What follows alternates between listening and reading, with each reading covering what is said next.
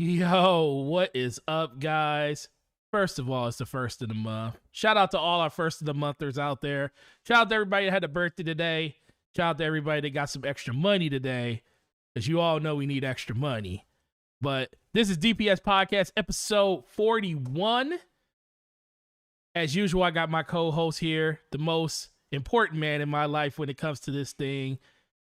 My big brother, he might be my little brother. I found out he's a little bit younger than me, so I might have to change the script up a little bit. But homeboy SloMo, homeboy SloMoBackSlap, what is going on with you, brother? How have you been today, and what's been going on with you? Yo, I've been good. It's been a pretty good day. I got a little bit of gaming in, not too much. I had to go into the office, had to deal with 2 hours of rush hour traffic. I'm not quite used to that again yet. You know how the rush hour goes with post-pandemic. Well, actually, we're still kind of during in the pandemic, but pre-pandemic kind of traffic is coming back now.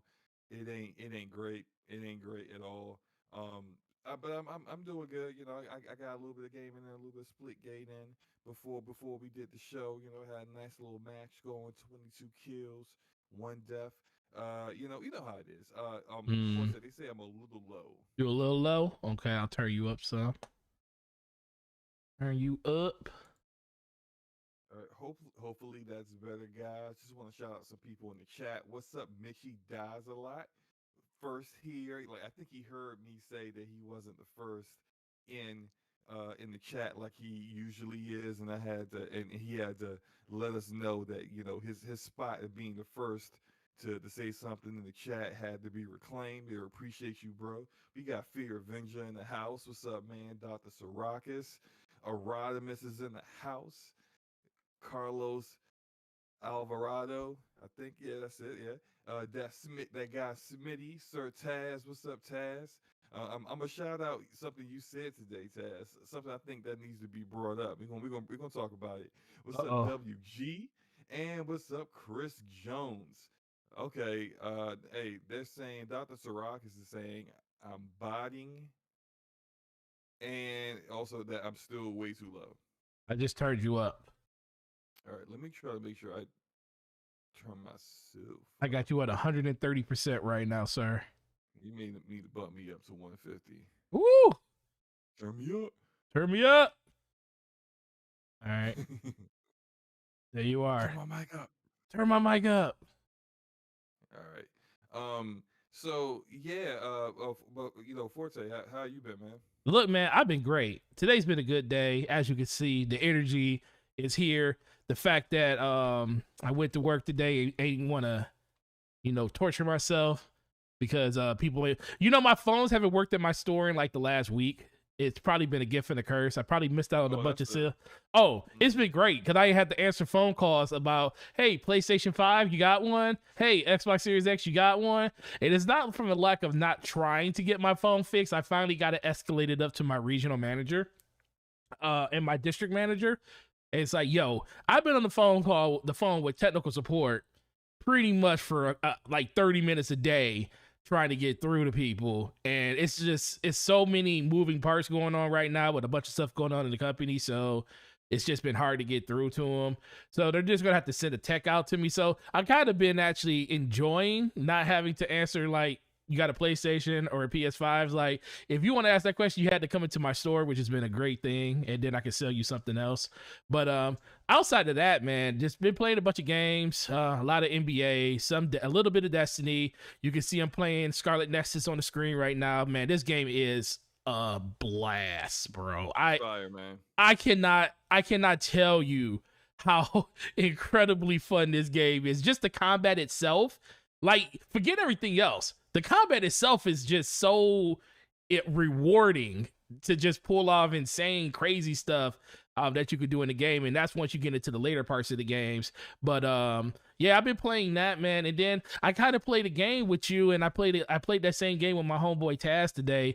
I was trying to figure out which one of you guys was going to come work for me today. And it was actually really fun. I called Taz on the phone today and say, Taz, don't you want to come work for me, bro? And he was like, absolutely not. He lives like 20 minutes from me. I was like, bro, what would it take to get you here?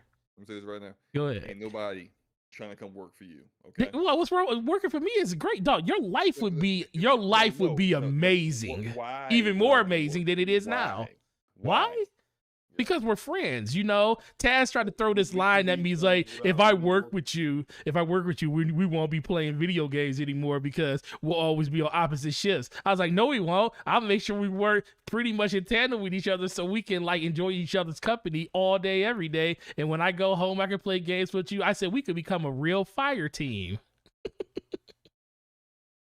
And he shut me down. I'm glad that you feel like that's some kind of, you know, you got some weird fantasy going on with that. Fantasy? Wait. Why is it gotta be a fantasy? What? Seems. I mean, you're the one that's imagining this stuff. I don't get it. I'm not working anyway in any kind of business with you. I would lose my mind. Oh Lord, why is that? So not happening. Hopefully not. I did plug my mic into a different USB port just to kind of see, like, you know, maybe that might have been the issue because they said that I sounded distorted and robotic. That kind of sounds like something's going on my side. So hopefully the guys in the chat can let me know if that's better or not. But just want to real quick talk about some of the games I've been playing. I thought you did that already. No, I just said that. Oh, you just said you was playing Splitgate. That's what you said. Yeah, just today.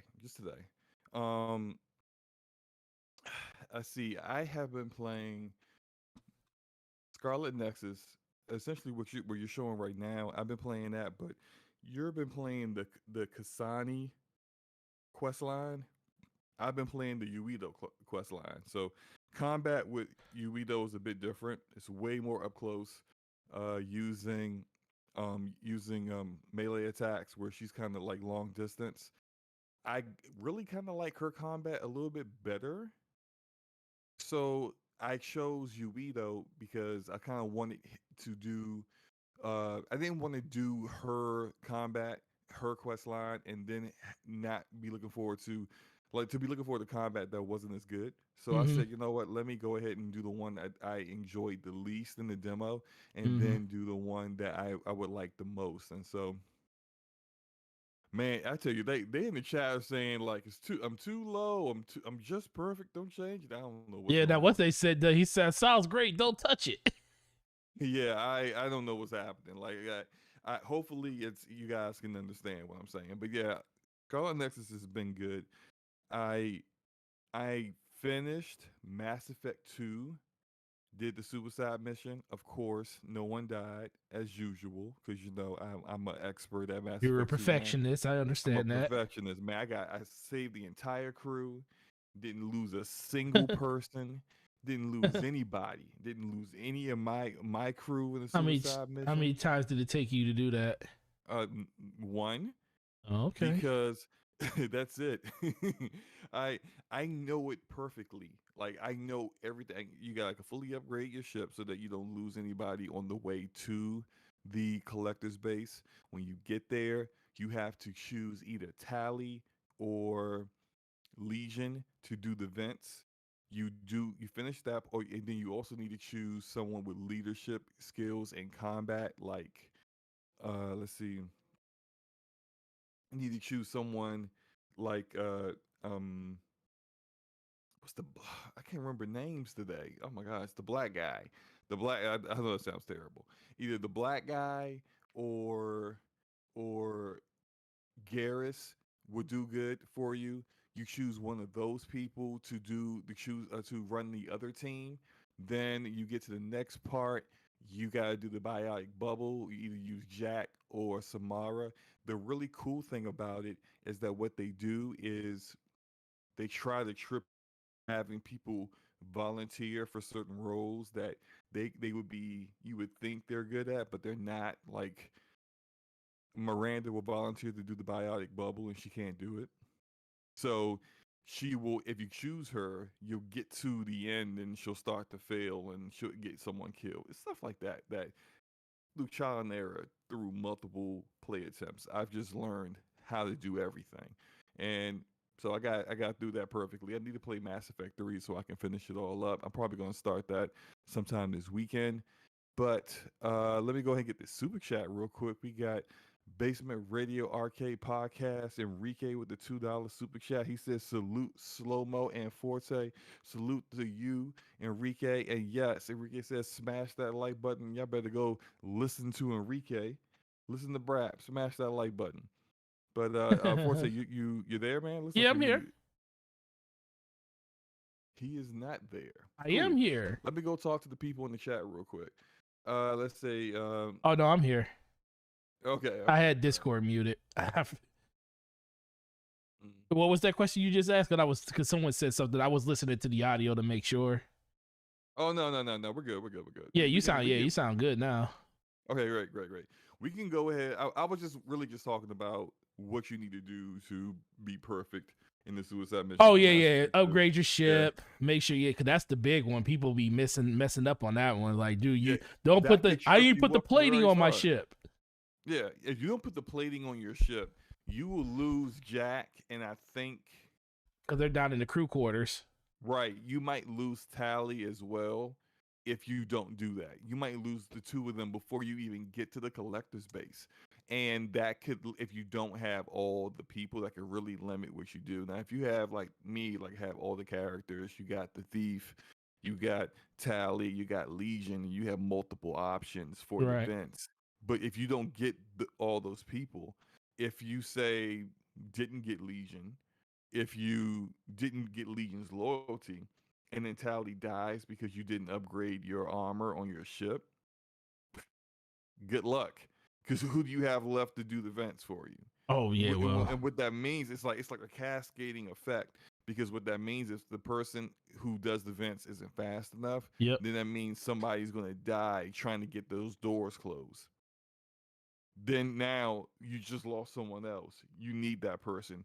Who are you going to use to send back to escort your crew back if your crew is even alive? Like it's just so much, man. I love that game. But that's why it's got the best ending of any for the most part any game I've ever played when it comes to the suicide mission. Facts. Literally makes you people kind of look down. Now I ain't gonna say they look down on it, but they kind of think that people overrate it a little bit.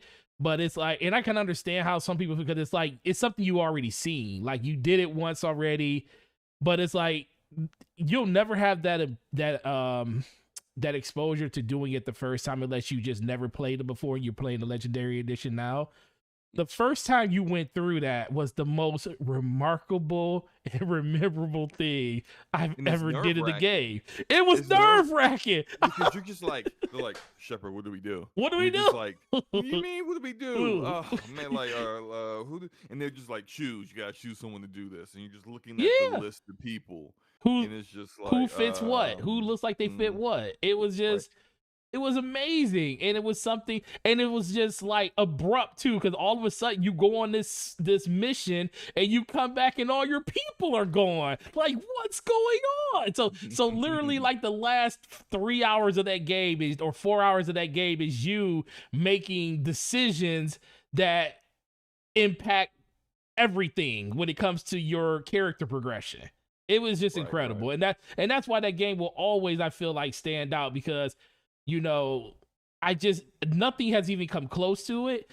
And it's just like most things, like, when it comes to like your first experience, when it comes to the first game you played or anything like that, I just feel like nothing even comes close to that when it comes to my experience in a game. But it's fun. But before you get into your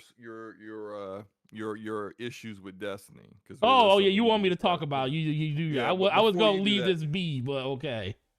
I wanted to talk about how I spent more money on my PC again. Oh, just real quick. Oh Lord. So I spent about 150, 160 bucks on my power supply. Oh yeah, okay. I had a 600 watt power supply in my PC, which was like when I first built my PC, that was fine. I had a 2070 Super. I hadn't overclocked my 9700K CPU yet. I didn't have capture card in there. I wasn't doing everything I'm doing with it now. 600 watts was just fine.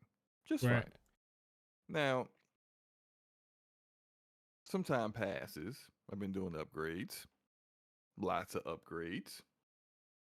And I just realized something. I need to actually open my case up and move something because I just don't like the way something looks. Anyway, my bad. Let me focus. I'm focused. Okay.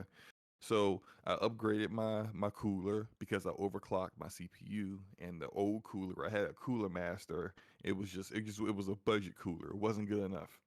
Wasn't good enough. So I got a Skyfuma 2, one of the better air coolers out there. Put that bad boy in there. Now 4.7 gigahertz overclock CPU. It's all good. No problems, right? Mm-hmm. Gregor says I'm still really low. And Kurtovsky is agreeing, and so is Man, how much Anonymous. harder do they want me to turn you? Hey, just turn me all the way up, man. Oh, Just turn me all okay. the way up, all the way up. Okay, so I did all that. Now, all these changes I made, I got a 3070 in my like I had a 37 Founders Edition, right? I had a 37 Founders Edition. Helped my boy get a EVGA 3070. He gets the EVGA 3070 for his build, ain't good enough. He can't even turn his PC on no more because he got a 400-watt power supply. Power supply is important, people. It's important. So we talking. I know that EVGA 3070 outperforms the Founders Edition. Mm-hmm. He offers the Switch. I said, sure, why not? I'll take the better performing GPU. Sure, right? So I get the better performing GPU. And then I got a 600 watt. I'm doing good. Everything's fine. Every now and then I'm playing a game and then my PC starts restarting. I'm like, huh. Yeah, I just have some Windows updates. Let me roll those back. So I roll my updates back. It's still doing it. What is going on? I know, yeah, I know some people think troubleshoot gaming. I know, whatever, right? So I'm looking at it and I started looking at my build. And then I started doing some math on how much power does this AverMedia Live Gamer 4K really draw? The EVGA 3070 actually that I have, the UC Ultra, actually draws as much power as the 3080. And I'm like, oh boy, this is what the issue is. Now, I always wanted to upgrade my power supply anyway. It wasn't fully modular. I didn't like that. It had these little ugly colors too. Didn't like that either, right? So I said, all right, let's do this. Let's do this. Let me go get this EVGA 850 watt gold plus rated. Let's go do it. And so I did that upgrade that I had to. I mean, it took me a little while because I got big hands. I actually said this to Luca. I was telling Luca about this. I was like, Luca, for once, I wish I had your hands. Because Luca got little tiny, like toddler hands, and I couldn't fit my hands into the slot for the 4-pin connector for the CPU, and it's like too close to my it's too close to the top of my case, and I'm just like my hands are too big to fit in here. I was like, man, I wish I had Lucas' little toddler hands. It would have been great. But no, everything's good now. PC's running fine. No more restarts. You figure things out. You get it working. It's all good. But before you were telling me before we got started, you were having some issues, man. You I were a little wasn't having upset. issues. I wasn't having You were a issues. little upset at your best friend Bungie. I guess I'll keep it brief on this one. So, TWAB just came out today. For anybody that does not know what that is this week Oh, at Bungie. wait. Hold on. Before you get started. Yes. Forte, Yes. look at the gameplay you're showing. Oh, is it just staying there? Oops. Did you fall asleep again? No, Why I do you... bet if I move forward a little bit, it won't. Oh. What are you doing? What are you doing? You sleep? This is No, the second time you're showing gameplay. no. What is this? What is happening? I don't even. Well, I was skipping through to see. I was skipping through to see. So what is this, like 5 hours of the pause No, screen? no, it was actually 30. It was only 10, It 5 says your minutes. controller has disconnected. Yeah, my controller disconnects after 10 minutes. You know what an Xbox controller does. This is terrible. Absolutely terrible. This never happens when I host. Never. It doesn't? No. I don't show you gameplay of me standing around, falling asleep, and my controller disconnected. I think that's capping, sir. I think you do. Oh, that's never happened. I think you do. That's capping. Just tell the truth. There is not capping. I'm telling the truth. I've never posted gameplay during the show where I'm not actually playing anything. But you've done it twice now. Just reminding you anyway. Interesting. Tell us about your issues here. Tell us about your issues here with Bungie and Destiny. Okay, so issues with Bungie and Destiny. So there was a TWAB that came out today, which was interesting. They basically nerfed 2 of the most used weapon archetypes in the game. They nerfed hand cannons when it comes to the 120 variety, so the hardest hitting ones. And then they also hit the hardest hitting shotguns in the game. And I don't have a problem with the fact that they nerfed them. It's just part of it's understand they needed that. It needed to happen. Because you kind of seem like you had a problem. No, I have a problem. The only problem I really truly have is the fact that it's always something that they're nerfing and not really buffing anything in particular, or just make other guns somewhat more viable. Like, I can understand the range on. I'm not even really the hand cannon thing. I can't understand, but shotguns, it's like it's a shotgun. It's gonna kill people very close up, and you're going to be able to snipe people with one every once in a while. Now, Fellwinter's was kind of a broken piece of crap because you can snipe people from 10 meters away, which is borderline fusion rifle range, which is crazy. But I don't know, man. I guess I'll just get more and more annoyed with Destiny when it comes to the nerfs and stuff like that. It's not really conducive to the way that I like to play the game. I just started playing with shotguns because it was kind of the best way to go, and now they're nerfing it. So now I gotta find another shotgun, and I gotta dig through my vote for other things. So it really wasn't the fact that I'm upset about it. It's just more of once again we're getting more stuff nerfed, and understandably it needed to happen, but it still doesn't feel good when guns that you play with end up going through the crapper. Wow. So is this you going to tell me that Splitgate's better? Well, Splitgate doesn't nerf the weapons, so that's not a problem. In Splitgate, they actually just did.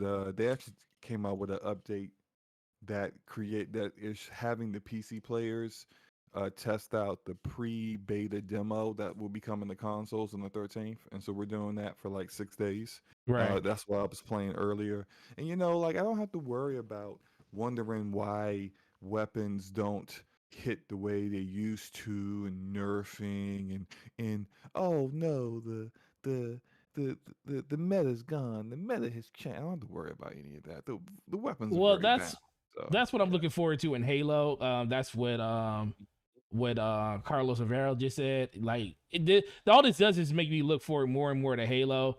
But it's like I said, and even Gregor Von Dude said it, he was like, it definitely needed to be fixed. So it's not the fact that it doesn't, that is the problem with just them doing it. It's just every time you get comfortable in something, or when it's like, but they'll let it run wild for like a whole year. Like 120s have been a problem ever since they buffed them, 3 or 4 seasons ago. But now all of a sudden, now we're going to finally fix it instead of, kind of nipping it in the butt a while ago. It's like, Bungie's always had this philosophy where they felt like, well, we want metas to exist in the game. Even if they're super overpowered, we're still going to allow it to exist in this game. Shotguns have always been somewhat of a dominant force in the game. But then they bring a shotgun like Fellwinter's back into the game with a perk that's only available on it. That was a D1 perk that allows your your pellet spread to be minimum at best. So ultimately, it's like, I don't know why they continue to keep going down this road, knowing that within a month or so, it's going to be a problem. People are going to complain about it. But then you allow people to keep playing with that set loadout for 3-4 months, and then all of a sudden you want to take it away. That's the thing I'm kind of tired of. Just stop doing that. Stop, if it's a problem, fix it then. Don't wait to fix it. But, ultimately, this is it's the whole thing with stasis and stuff. They knew stasis was broken when they put it in the game. They knew it was going to break PvP. They knew all that stuff was going to happen. But guess what? They had to sell a DLC. And they did it anyway. They had to sell a DLC, and that shameful. DLC, and guess what? And we know what's going to happen. We know what's going to happen when a new DLC comes out. They're going to put out a flashy trailer that's going to show off the next subclass, which is probably going to be a corruption subclass or a poison subclass. That kind of seems to be the direction they're going in. And once they do that, they're going to drop this amazing trailer that's going to show off all the things you can do with that subclass and get everybody super freaking hyped. But guess what's going to happen? People are going to be crying in a Crucible that, oh my God, I'm dying around corners. They did this, 5 years ago when Thorn was out and they were dying around corners. Let this be a corruption subclass and you start poison damage and have all these different builds like necrotic grips and everything like that, where you can literally just burn damage people to death when it comes to like different elemental types.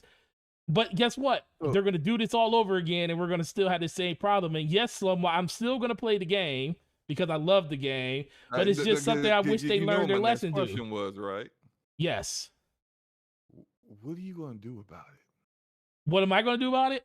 Yeah, what are you going to do about it? I don't know, man. It's a good question. Continue to keep playing the game and complain about it, just like I said everybody else is going to do, because we're going to complain about it no matter what.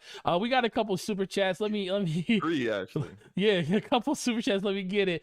Lord Roughness with the $5 super chat. I appreciate you, bro. All this tech talk, y'all realize I'm a serious ass little man gamer and I don't understand a word you said. All I know is Game Pass is great. Yo, okay, shout out the little man. Yeah, shout out to the little man. Shout out the little man. I own a little man too. Hey, pause. I don't like how that sounded. I own that Series S too. Ooh. All right. But just to explain my tech position, I made so many changes to my PC that my current power supply couldn't power the PC anymore, so I had to upgrade it. There you go, Lord Roughness. Right. TLDR right then and there. We got Carlos Alvarado here with the $2 super chat.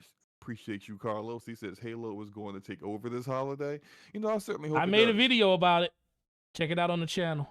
Yeah, I definitely certainly hope it does take over. I would love to see it. It's got a lot of competition. It's got competition from Battlefield 2042, competition from Call of Duty. It's going to be a very competitive shooter PvP holiday, and I'm here for it. We also got a super chat from the Ashen Luca, $5 super chat. She says that, do y'all think Destiny players will gravitate to Halo with this incoming nerf? I agree. Stop putting in things that break PvP only to nerf them. I mean, yeah, that seems like common sense to me, but common sense ain't common, unfortunately, and Bungie doesn't seem to want to change how they do things, because I'm gonna say it, no one holds them accountable. So and listen, man, and like I said, it needed to happen, but it's the fact that they knew this was gonna happen and they did it anyway, and they let it go for so long. But then look, there's a lot of content creators. I watch a lot of Destiny content creators and I respect a lot of them, but part of me is getting to this point, like, there is no way that everybody feels that this is a good thing. Everybody like, I was watching Fallout Play and I was watching a couple other people talk about it, and they were just talking about how the nerfs needed to happen, how they needed to happen. How about y'all talk about why they keep doing it in the first place? Why are we nerfing things that have been going on for 4 months in the game? But all of a sudden now, oh, PvPs, I'm just going to go into my my inventory or into my vault, and I'm going to pull out a CQC or a rapid fire shotgun. That's going to be the new meta. Shout out to Gregor saying it's going to be a slug meta going forward and stuff. And more than likely, you know, you better hurry up and get you a reseller from Iron Banner. It is going on right now. Get you one of those rapid fire shotguns, because that seems to be the direction the game is going in. You will never ever stop people from playing the way they want to play. All they're doing is just adding more fuel to the fire, and the people that put all of this time in, and some people, this is the thing, some people just got their Fell Winners live because they had it was not a part of the loot pool for a while, about a season and a half ago, and they just got that weapon. Now guess what, you're nerfing the range on it. They probably got killed by it 1,000 times, and when they finally get their time to shine with it, oh, we're nerfing it. It's just the most stupidest thing in the world. But guess what, me, Taz, Ash and Luca, Gregor Von Doom, we gonna still be in there playing it, because guess what, no game has better gunplay than it. That's why we're hoping that Halo, no, it's not a lie. Halo, that's why everybody's hoping that Halo actually does what it's supposed to do, because that's where we're gonna be at. Better gunplay. Y'all just gotta play him, you know, and get rid of this addiction. That's all that is. Okay, well, I feel you. We do got two more. We got Carlos Zavara. Real quick. Can you bump me up in Discord up to 200%? Look, just bump me up to the highest. Because people still saying I'm too low.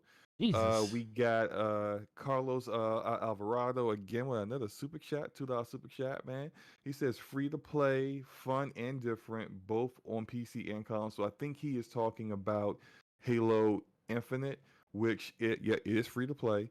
But so are other games, like Warzone is free to play, which can be played now, of course. But you know, I think they want to get that Call of Duty crowd in. They know the Halo crowd's going to play the game, because they know Halo fans are going to play any Halo, the way, you know, you Destiny guys won't stop playing Destiny, even though they don't treat you guys right. But still, like, Halo fans are going to play Halo. They want to get more than just the Halo fans, which is why they talked about that balance, having content that makes a Halo game Halo, and that really Halo players will look at it and say, that's what I want to see out of the game. But then also providing something different for newer gamers who may not be into Halo, but might want to be into Halo as well. So I think that balance is what they're trying to do, and making it free to play just removes barriers of entry to allow players to try it out. And if it's really, really good, which it looks like the PvP will be really, really good, they're going to be able to keep people. So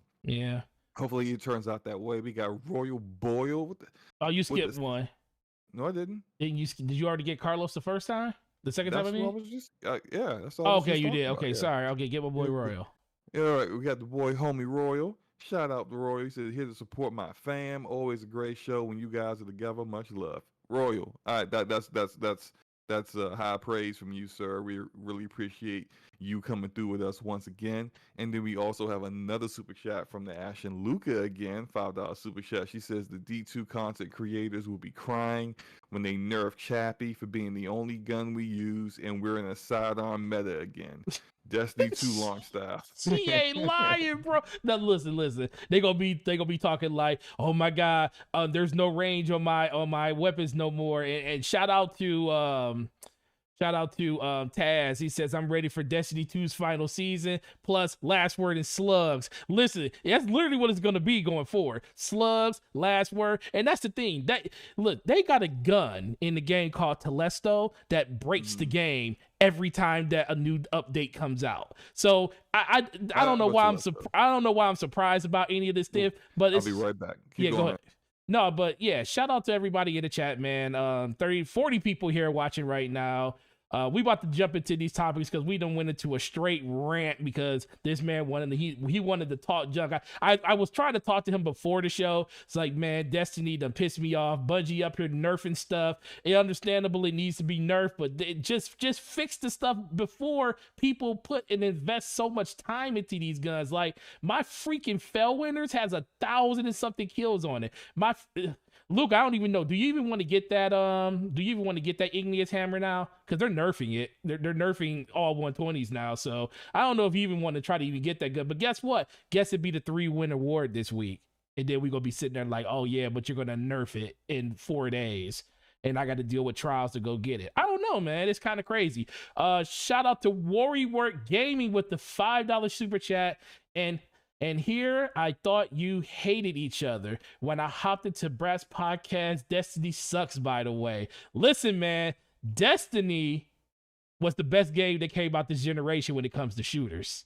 It wasn't the best game that came out in general. I still think God of War was the best game that came out last generation. But Halo and Destiny are two diametrically different things last generation. Let's hope that Halo Infinite finally bridges the gap and gives us what we want, so us Destiny people can stop playing Destiny and let Bungie fix their game for the first time. Shout out to Darkside with the $5 super chat. Almost a full generation play the same game. Forte, you have to accept it. Bungie killed the gold goose. Alone says we Destiny is trash. Yo, listen. Y'all gonna stop talking about that. Listen, Destiny's not trash. It's not trash. Okay, here we go. We got all this there we go. Lord Ruffus with the $2 super chat. Destiny has been the GOAT and it's had a good run, but it's time to move our skills over to Halo Infinite. Hopefully September release. Yo, I am with you. I'm with you on that. I really hope it releases in September because I think that would be the best window for Halo Infinite to release in. It would give it a nice breathing space between Battlefield 2042 coming out October 22nd. We don't know when Call of Duty is going to release, but it's usually the last week of October, beginning of November. So it would be really good if they did release it in September. I think the reason they didn't give a release date is the fact that they just have a moving target. Phil Spencer pretty much said that in an interview. They have it set to a 3-week window. And let's just hope the earlier the better, but don't be surprised if it doesn't release until December. That's what I kind of think. Ashley Lucas says they'll buff 120s again in 2024. Yo, when everybody's complaining about 180s being the meta again, you know, shout out to the Magnificent Howl perk and Luna's Howl and Not Forgotten, you know, the most fast firing shooting guns in the game. And then Bungie said those were bad. And then they took us to 150s, and then 150s was doing better than 140s. And they said, no, we're just going to put everything to 140. And guess what? They nerfed 140s. And now guess everybody's using 120. So I don't know. We're going down. We're going in the wrong direction. And I do believe that sidearms are probably going to end up being the meta at some point. But slugs is going to be a problem. So everybody just get used to using them. They pretty much get what's his name from the Earth. What's his name? The hunter that's on Earth. I forget his name. Shirley. He has the quest for Chaperone. So if you don't have Chaperone, go do that quest and you'll get it from him. So I think that's going to be the case. But let's talk about this. Let's get into this topic, man. Let's talk about Sony buying studios for PlayStation brand. Been a lot of stuff going on. First of all, how crazy is it that the Sony official Twitter, I think it was the UK one, it wasn't the actual US based one, Sony America, it was I think the UK one. Not only did they post that Sony was buying another studio, they post the wrong studio. They post that they were buying Blue Point Games. And Blue Point Games ain't even even on the radar as of right now. Now, no one would be surprised if that actually happens. They've been working very, very close when it comes to PlayStation. But the fact that they already had that image up and going and ready for them to show lets me know that that studio has already been pretty much purchased and that they it was just a mistake. You know, Photoshop didn't work for them that day. But they did purchase a studio that a lot of people love, and it's Housemarque. And Housemarque, you know, makers of games like Resogun and, you know, everybody's favorite Returnal. Shout out to Ashley Lucas. Shout out to everybody that beat that game, because that game is definitely not an easy game to beat. It's easier than some people think it is, but the fortitude you need in order to play that game is pretty crazy. So SloMo's still missing in action. So I think the biggest thing is going to come down to, what do you guys think about all this? Do you guys think that this was a no-brainer? Do you think that Sony made this decision based on the fact that Microsoft been making so many power moves when it comes to just purchasing studios in general. Is this the thing that we said Sony needed to do in order to respond to what Xbox has been doing for the last couple of years when it comes to studio acquisitions? Yo, let's definitely talk about it. Yo, Ex Machina, people slept on that. I didn't play it on PlayStation. I played it on PC. That game is pretty crazy. Just the over the top mayhem action that game was. I truly enjoyed it. And yes, Returnal is great. One of these days I will actually play my copy of Returnal because I refuse to play it as long as that game was in a broken state. Hopefully one day it would actually be working. It might be working now. I just haven't checked into it. Gregor Von Du says most games are hard for Forte to beat. That's facts. I don't know why you trying to make fun of it. I know how to play along with the troll, but yeah, man, I didn't beat a lot of games this last generation, man, because Destiny had me buy the proverbial balls, and sometimes it felt good, sometimes it didn't. So I don't know what you want me to tell you, but Aronimus had the $5 super chat. He says Destiny's last gen version of Stockholm Syndrome. You had nowhere to go, so you had nothing else to play. Listen, that was the problem. That people don't realize it. For me, being a hardcore shooter fan, once Battlefield 4 pretty much came out and it ran its course, and then DICE in their infinite wisdom decided to go to World War One and World War II and all these different places and change up the meta of the game. I just wasn't interested. Like, I like shooters, but I don't too much care for the older style of gameplay that those guns have. So I just kind of fell off of Battlefield at that time. I'm 100% back in now, but what's going to truly happen is Call of Duty just fell by the wayside for me a long time ago. I just feel like that game hasn't really innovated enough for me to want to play it. I'm not really huge into Battle Royale, so Battle Royale really never captured me like that.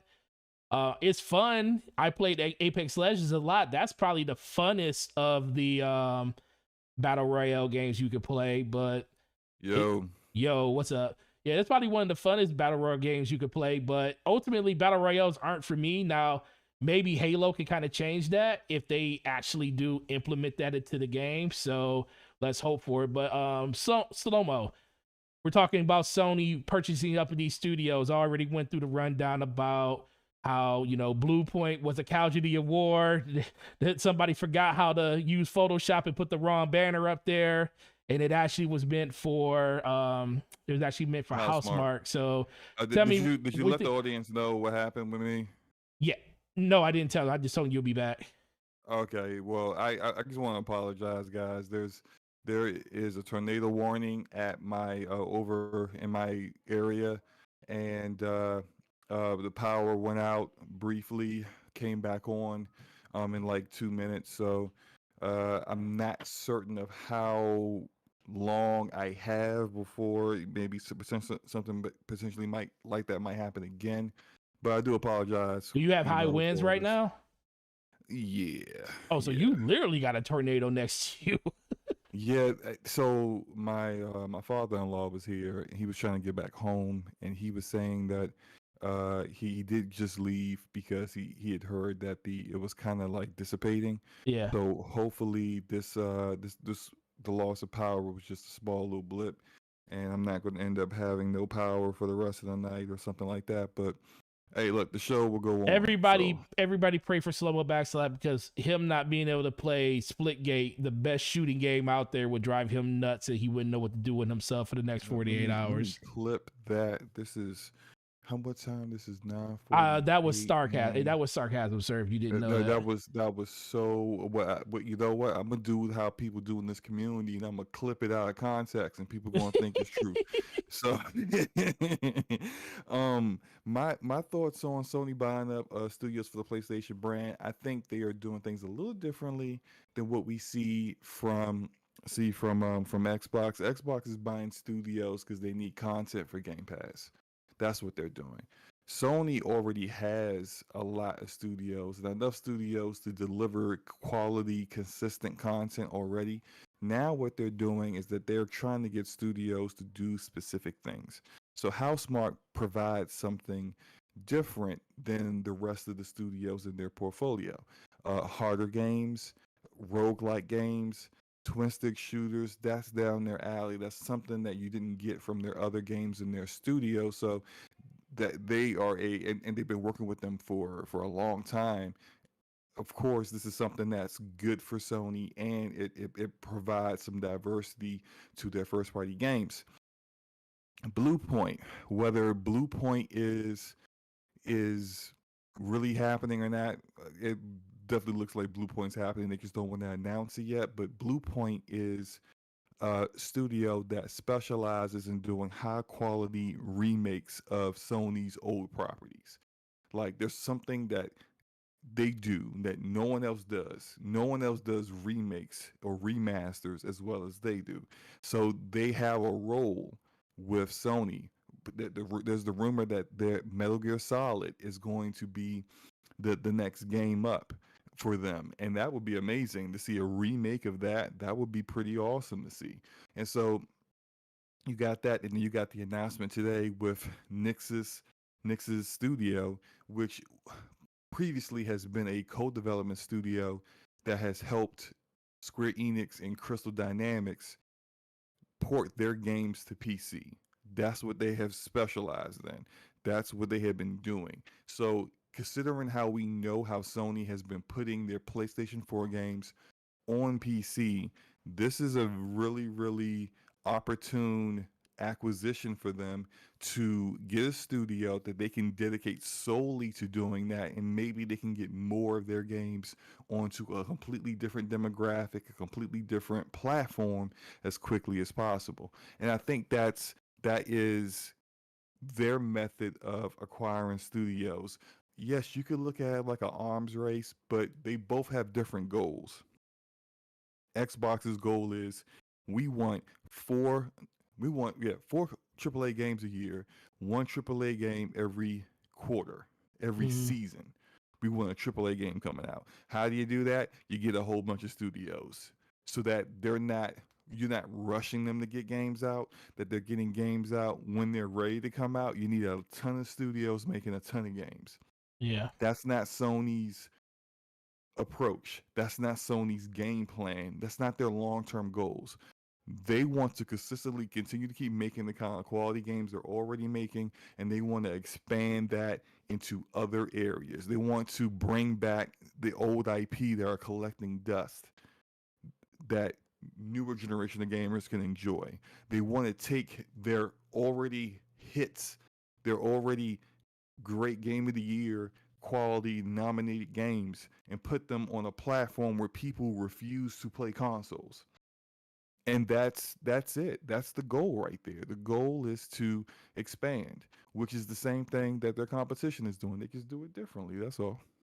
Yeah, I agree with that. I think in general it just really comes back to the point that I like what Herman Host and what Jim Ryan had to say around the situation. They said that they want to be thoughtful in the purchases of these studios. They want those studios to make sense for them.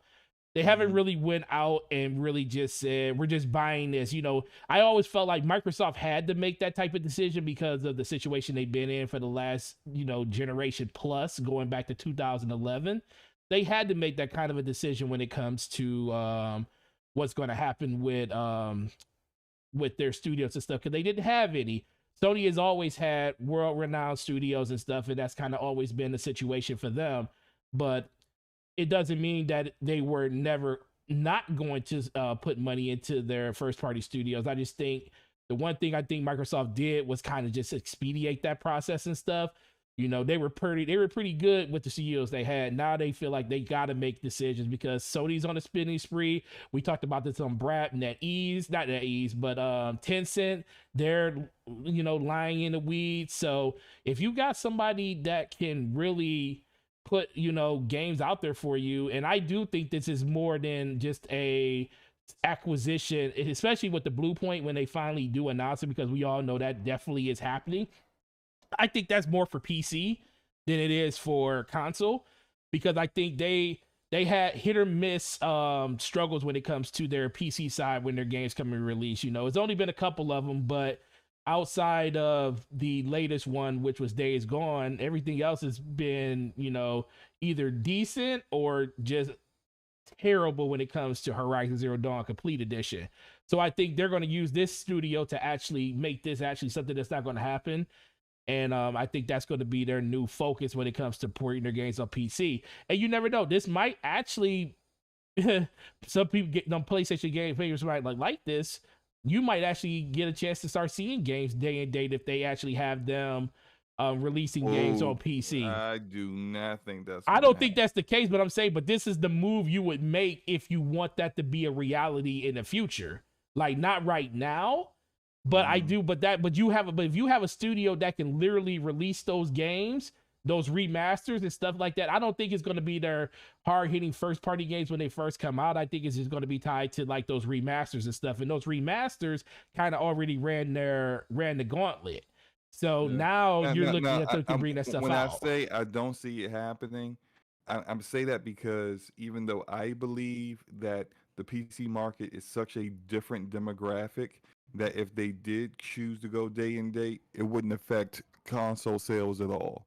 Okay. There are console gamers that just simply have zero desire to play on PC. Mm-hmm. The stuff that I talked about earlier about my power supply, that probably like was for a lot of people in the chat, and they'll probably confirm it. This is why I don't play on PC. You know, that's just how a lot of people are. We know many of them in this community. We have personal friends who are just like building the PC to play games. I'm good with my Xbox Series X and my PlayStation 5. I'm good. I'm not trying to do any of that.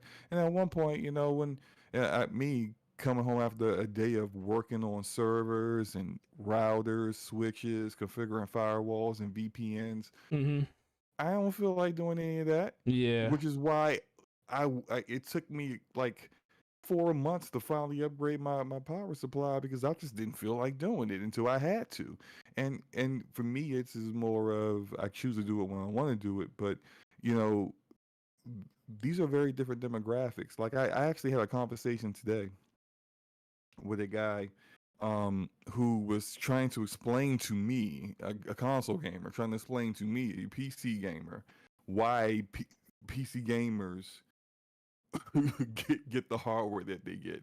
He had no idea what he was talking about. Literally zero idea. I'm trying to explain to him that PC gamers value the freedom to choose how to build their PC more than anything. Yeah. There are PC gamers who and this may be confusing to some console gamers, but like I don't even know why you guys would find this confusing. You've never had the most powerful hardware, so what's the big deal? Right. But there are a lot of PC gamers who will build a PC specifically to play at 1080p. 1080p. And then we'll get a monitor that does 240 hertz. So they can play up to older games up to 240 frames per second. Now, for a lot of people, that doesn't make any sense to me. Why would you do that? But it's because PC gamers' resolution ain't really all that. For a lot of PC gamers, they'd rather play at 1440p ultra settings at 120 frames per second than 4K mid settings and 60 frames per second. Right. They think the former is a better experience. And who are you to judge? It's all subjective. If you feel like 4K is where you want to be, you never coming off of 4K, cool. But that's the beauty of choice in PC. And so it's a different demographic than it is on consoles. They have different approaches to how they play games, different kinds of games. But there is a large percentage of them, because it's like, I think roughly somewhere around that range of 200 million PC gamers out there. There's a large percentage of them who would love to play a Sony first-party game, a cinematic, story-driven, third-person perspective action-adventure game. They would love to play that. And we've seen it. We've seen it with 2-3-year-old Horizon Zero Dawn selling nearly 1 million copies in like its first 2 months. Yeah. We saw it with Days Gone. We saw it with some of their other previous at one point exclusive games like Detroit Become Human that went PC, Death Stranding. So there's a market for it. They see there's a market for it. I think Sony doesn't quite believe yet that the market is so different that they would cannibalize their own console sales. And maybe they do kind of feel like if they put these games on PC and then you put a Horizon Zero Dawn on PC, a PC gamer likes it. Like, oh man, I can't wait to play the next one. But the next one, Forbidden West, isn't coming to PC for at least a year or two after Forbidden West came out on PlayStation. Maybe they think this person would buy a PlayStation. Now, me, I already got a PlayStation. Of course, I don't wait for games, but Awake games. that's not everybody. And so True. I think it may be something that they end up doing eventually, but I don't think if it comes to that, it's not happening anytime soon. Like we're not even talking like in the next 3 years would they Yeah. make that kind of decision. Yeah. Carlos Averdo with the $5 super chat. Sony is smart, collecting their money on console, then releasing games on PC.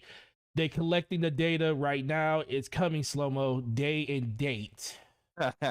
I like this part of Carlos. Carlos is I know very talkative. he out there today. That's what I'm talking about. Yeah, I like he has a point. They're collecting the money. They're double dipping. They're getting the sales off of consoles, and they come back and they get the sales off of PC. They're collecting data. If the data tells them,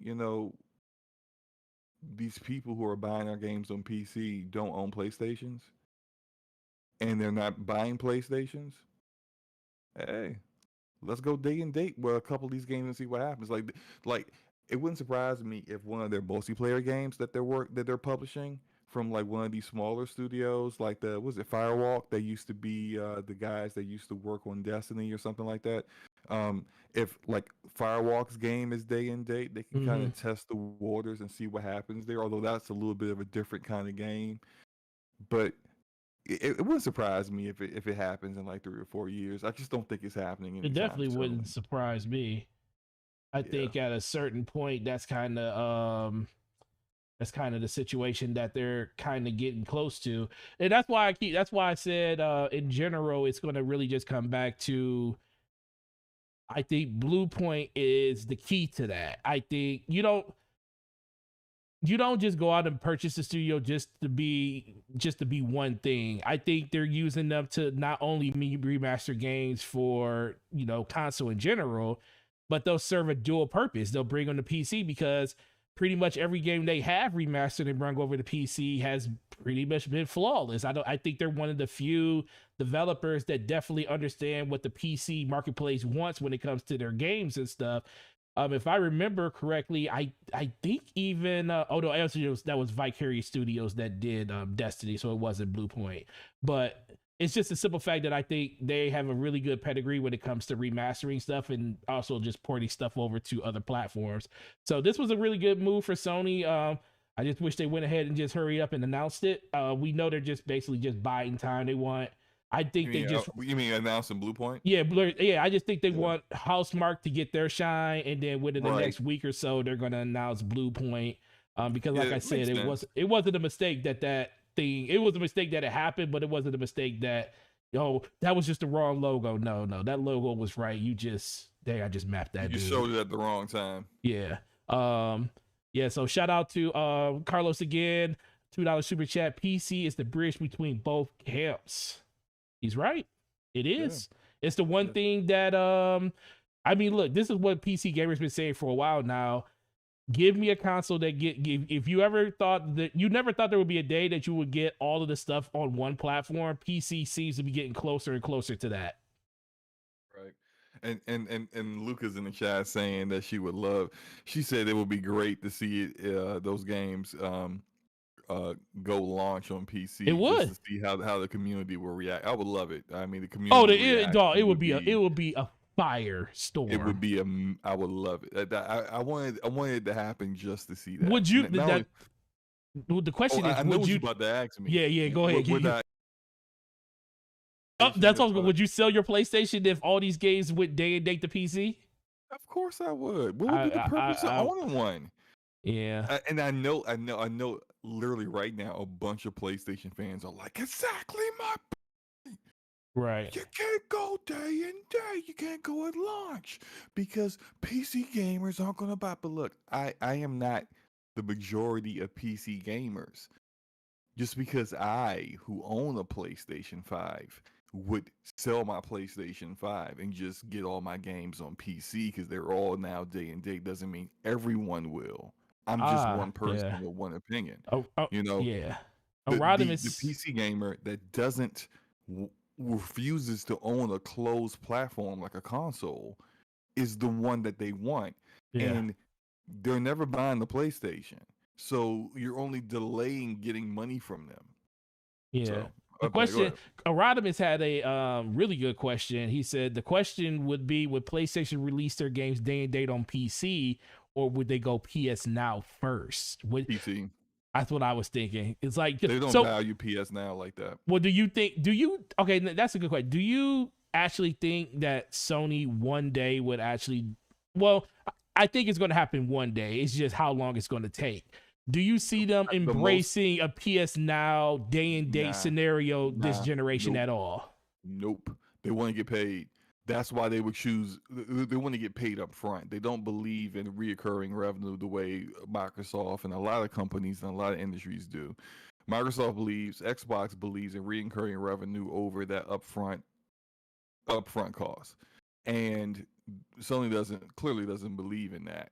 They don't feel like that's how they want to make money, and so they would rather, if the choice is what would happen sooner, them putting their games launch on PC what happens before they do launch their games on PS Now Right. for certain. Yeah, they would dramatically increase sub sales for PS Now, but they're not going to do that because they don't. That's not how they think is the best method for them to generate revenue. And yeah, I don't think they think PS Now is really really that big a part of their long term plans. I do think that at the very most they would do with PS Now is guarantee that their games after a certain period of time will go into PS Now. Yeah. Like instead of like kind of like every now and then a first party game shows up and then it goes away. Like start putting their games permanently in PS Now, and then pretty much guaranteeing to the PlayStation community, okay, look, 18 months after launch, it goes into PS Now, guaranteed. And so that's could be something that could be a boon to people who want that service. That like, oh, okay, well, if I missed out on that game because it was my backlog was crazy and I kind of wanted to play it, but I didn't really care that much about it. I could get PS Now and it'll show up in PS Now eventually. Like I think that's where they are with that service. They don't really value it the way Xbox does their Yeah. service. No, they don't. I think Xbox just values services over everything when it comes to what their philosophy is, which makes sense because it's a service based company with just hardware roots and certain parts of their development cycle when it comes to Surface and Xbox in general. So I just think it fits the Xbox ecosystem a little bit more than any place else.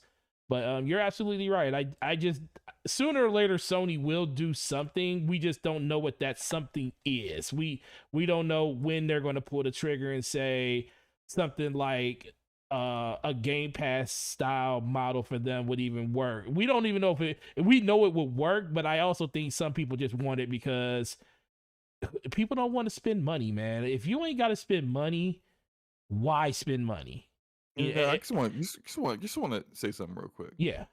You were killing it in that Destiny match. And for those who be listening to this later on, or probably on like Spotify or something, Forte just slaughtered a whole bunch of people. Slaughtered a bunch of people. I mean, it was disgusting. I was just kind of like, I had to clutch my pearls for a moment. It was just like, what? Wow, like that was pretty nasty. Very good, sir. Very good. That's I what happens mean, when it's the best shooter on the Right, market. right, I was about to, before you was going to say that completely false statement. I was going to say, the gunplays is almost as good as split gates, but it Oh, was it was almost as good as split game. But no, but if you look at it, you can, like I said, like as much as I hate it, you can see why these this weapons on need to be was nerfed. this you playing this on PC? No, this is console. This is console? Yeah, this is Okay. console. I have my sensitivity turned up to 10, so it's kind of Yeah, I it was looks kind of like a wondering, like, mouse. yeah, I was just like, just almost look like mouse and keyboard. 'Cause I guess Oh it's, yeah, it's yeah. a little bit. It took some practice. Like I turned it to 10, played I sucked for about a good 2-3 days playing at 10 sensitivity, and now I can't play anything less than that. It just it's being able to turn around and shoot people is pretty incredible. But I can't play with a keyboard and mouse. I just ain't good enough. Yeah, Not it takes a lot of practice to get good with a keyboard and mouse. If you're like, I heard Luca talking about it earlier. Shout out to her. Shout out to Scum01. She did it with Ryan, the professional, aka BitCloud Gaming. They were talking about input methods and stuff, and I could not agree more with them. Once you get used to a certain input method, it takes a lot to change it. Is yeah, it possible? Absolutely. But some people like myself, I don't have the mentality. I don't have enough fortitude to want to go through and do that anymore. I'm already older and my reflexes is going down, and you trying to make me learn something else, not gonna happen. Not right now at yeah. least. I've been trying mouse and keyboard on PC. My aim is there. I'm a more accurate shooter in aiming on mouse and keyboard than controller, but my movement absolutely awful. That's the that's I'm the too thing that people robotic. don't It's like realize. I'm Yeah. thinking about what I need to press instead of just doing it. It's not muscle memory. It's not automatic. I have to think about it. When you have to think about it, you get killed because it's just you just can't do it. You're moving too slowly for the rest of the players on the field, and it's just that's my issue. Someone told me there was a program on Steam that can help train you. It's like a trainer, Yeah, for there's mouse and keyboard. it's a aim trainer. Yeah. Is it just aim? Does it train you on movement too? Or No, is it this just was just aim? more aim. They have movement one, but see the thing is they have stuff for movement, but movement is so it's so dependent on the game itself. True. Because it depends on what the controls are, like what Yeah. keys is. But for most games, W, A, and D is what you press to move around. Oh, Like W. you talking about just like, generic movement, like how to move your control the Yes. character around the Yeah, screen. There yeah. probably I is something like that on console. I mean on PC. Yeah, it's probably also due to the fact that I'm not a traditional typer. So like my the way my left hand is on the keys of my keyboard isn't the way it should be anyway. So for a lot of people, like for me even hitting shift to start running, which is what you typically hit on a keyboard to start running, is awkward for me. Right. So it's a lot that's just awkward, but it's all about being familiar, keep trying it. I just don't. Whenever I play PvP games, I'm not really playing to learn to do stuff. I'm playing to shoot people in the face and dominate. And so I just like the amount of times. Most of the time when I've played mouse and keyboard, it's been PvE games. It's been games where I haven't been going up against competitively other people, and so yeah, I just don't have enough practice. But my bad on that No, you tangent. good. You good. I mean, that's actually a really good conversation that, you know, listen, man, we're a gaming podcast. We talk about games, and sometimes input methods become part of the conversation because it's, guess what? It's part of Facts. gaming. And yeah, shout out We to did a Gregor. super chat though. Yeah, I see. Carlos with another $5. Listen, man. Carlos the MVP Man, tonight, you man. I MVP tell you. today, man. I'm not even mad at you. Shout out to you with the $5 super chat. PS Now is a method to allow people to taste the greatness, Slow-Mo, the greatness, without having to invest in their hardware or like Microsoft keeps you in their ecosystem. Hmm. Hmm. So I mean, as Carlos, I mean, he said the part about without having to invest in the hardware. Are you meaning like PS Now on? 'Cause I don't know if PS Now was on like It used to be Mobile on. devices. It used to be. I I don't know know if you it's on. got It's on remote their play. PC. Is It it is on PS? PC. I heard it's bad on PC. Like Oh yeah, don't because like they don't allow you to. They don't it's allow all you to streaming. download. It's all It's all streaming. streaming, and you know PS Now streaming is absolutely awful. It's the worst of the streaming, the cloud streaming platforms for gaming out there. It's terrible. So like that's not how you want to play your games, and definitely PC gamers aren't going to want to play games like that. Right. But um maybe this is why they got into bed with Microsoft and Azure, so that like they could probably upgrade their infrastructure when it comes to PS Now and get that up to snuff. Oh And man. and of course Microsoft doesn't care that they're helping their competition with that, because they've said it multiple times. Sony is more of a customer in their eyes to them than competition. Yeah, they are. And They definitely even are. though they compete when it comes to gaming and console sales, software sales, they compete head to head in that. Microsoft has been a supplier of software, middleware, tools that the PlayStation studios use, like Havoc Engine for physics and some of their games. They've they've been a customer for them for a while, and so even though the Xbox division and Sony Interactive Entertainment are always competing and trying to one up one another, Sony Corporation and Microsoft are like, hey, chum, hey, Right. what do you need help with? We're Yeah.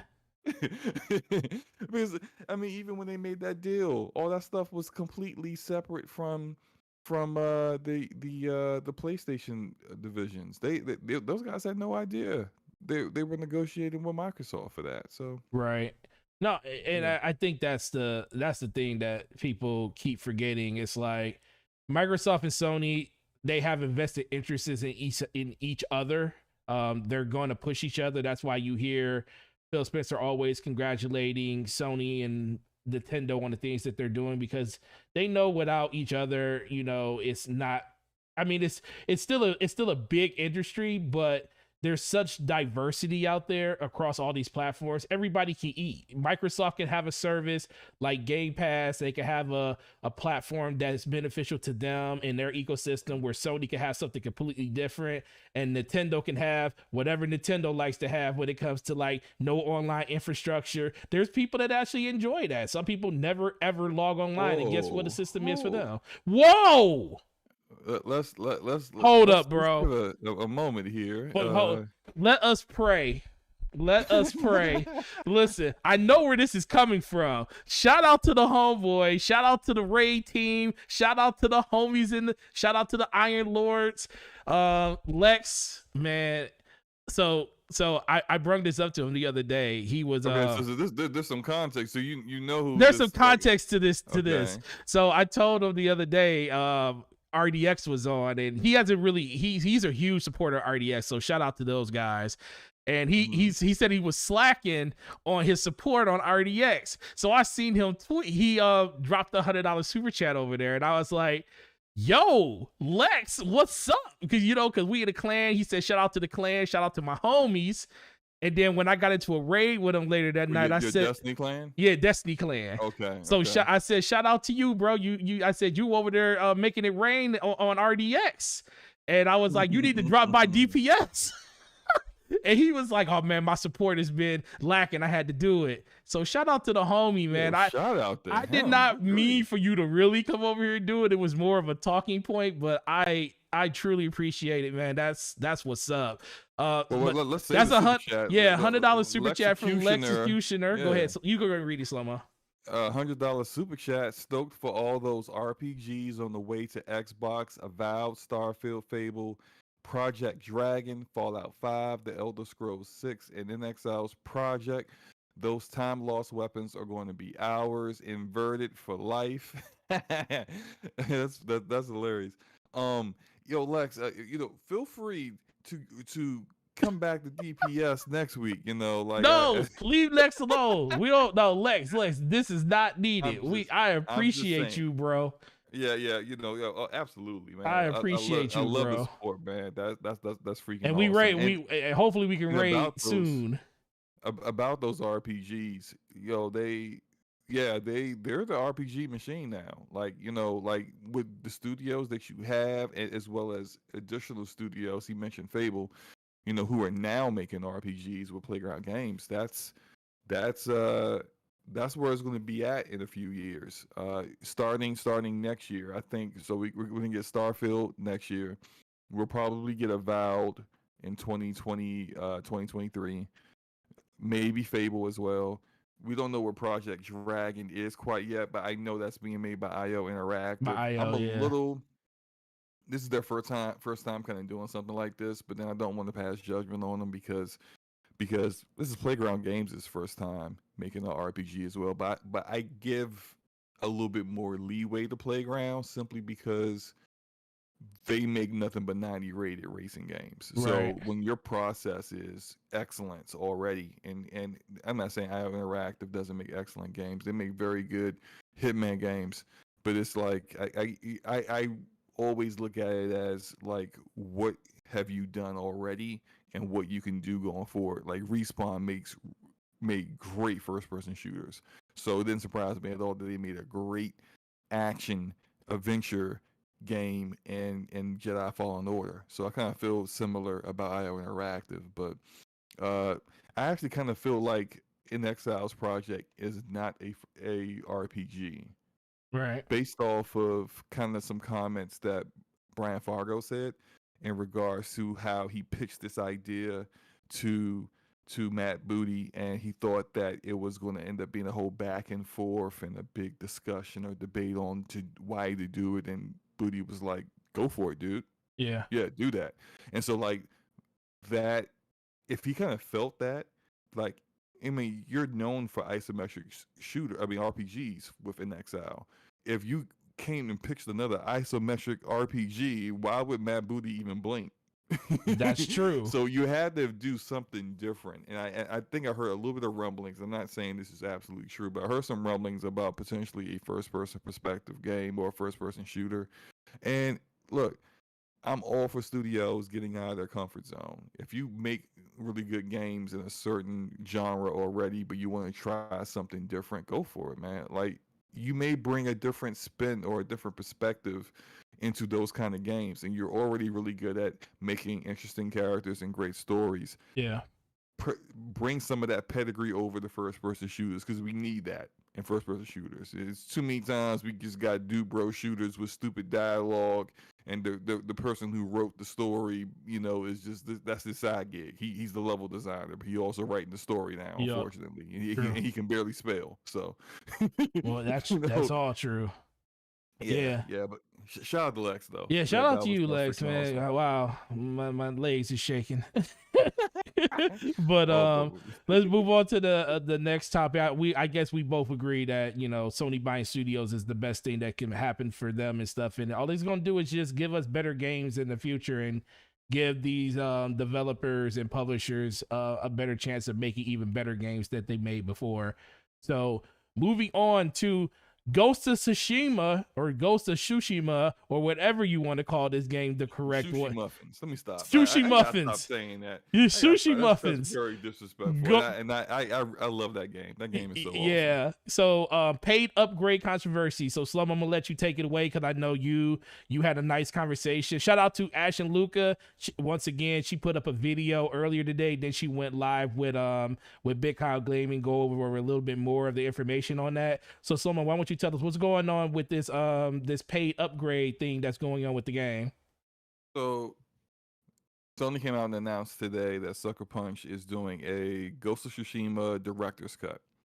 This director's cut will have, and actually, I'm going to bring up the information so I'm not missing anything in regards to all the stuff that they are providing. But this this director's cut is coming out August 20th.